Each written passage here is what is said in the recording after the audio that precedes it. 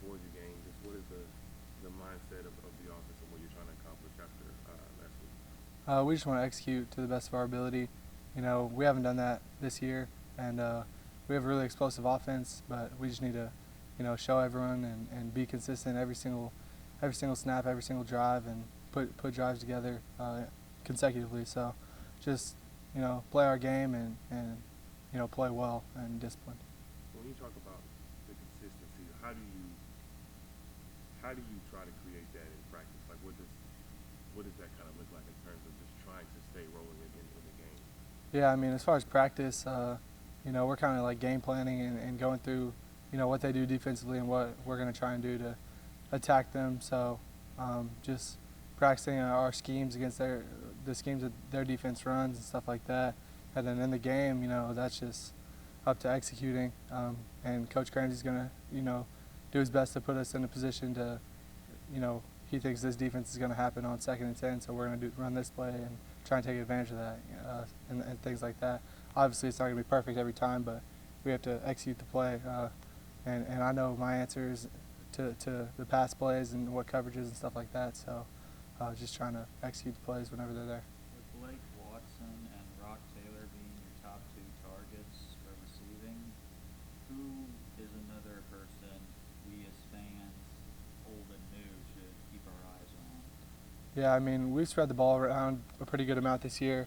I think Towski's done a great job for us, just grinding every single day. He was injured whenever he first got here a little bit, but he's kept his head in the playbook and he's done well thus far the first couple games, and he's just a good moral guy for the locker room too. And then obviously Demir in the slot is a playmaker for us, and then we're going to try and get Sutton involved more, and then I mean we have a good core of receivers that are going to need to step up for us down the stretch. So, and then obviously Lanfear as well at the tight end position, and Doyle can both catch the ball. Lanfear's got a couple targets on 3rd down this year. So. Did the way you guys ended the game felt like you got clicking more, especially in the pass game in the second half?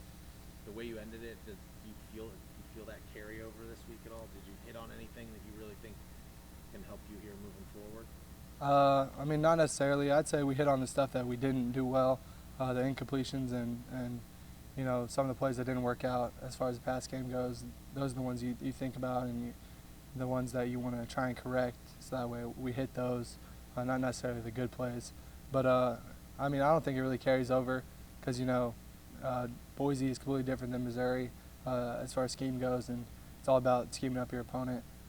So just gotta throw and catch, and personally I got to stay in the pocket a little better, and then our offensive line played well, so just try and continue to do that and pick up blitzes, stuff like that. Is there anything in your mind separating you specifically? You named a couple things there, like separating you from you're playing fine, but I think you probably think there's a higher level for you. What's separating you from that? Yeah, I mean just turnovers. I haven't been playing bad, but it's like two plays per game, and that's what makes the difference in the game at the end of the day. So just you only get about like 60. We had like 81 snaps I think against Missouri, but it's kind of rare. You only get like 60 plays per game, so just take every play like it's the last one, and just hone in on every single pass that I get to make, and we'll be all right. Just on Rock, obviously a big game on Saturday. What's different about him this season? I mean, it's just his mentality. I feel like, he's always had a big frame. 6'3", 6'3 and a half, 225. He's the NFL body type pretty much, and just how he comes to work at practice every day has been different than the past 2 years I've been with him. And then obviously we expected him to have a bigger role. And whenever you put pressure and expectations on somebody, they're either gonna come up to the challenge or shy away from it. And he's definitely come to the challenge every single day. And then we have good chemistry. He's in my class 2021. We came in together. So I'm fortunate to have a great receiver in him, and hopefully we continue to build from last week and put more points on the board, execute every drive. You talked about after the game on Saturday, like that interception, just like inconsistency. When you watch the film back from the game, was there anything that kind of stood out about the way that game? I mean, not necessarily. We had a lot of drive killers. I mean, we had 9 explosive plays, which for us is plays of 20-plus yards, 7 in the pass game, 2 in the run game, and then just drive killers. I think we had 8 drive killers, which is just like penalties, sacks, stuff like that. We had the penalty on the first drive, the holding. That kind of set us back, threw us off course. Another holding on a tight end. So just try and limit drive killers and continue to create explosive plays, and that's a formula for success. So just try and stick to that plan. And we have a good opponent in Boise coming here, home game. So we got to be firing on all cylinders. Is that like drive killers versus explosive plays? Is that like obviously you have more explosive plays than drive killers? No, it's like both, like drive killers and explosive. It's not like versus, Okay. because like we had more explosive than drive killers, but that You wasn't don't good want enough. to one drive killer. Yeah.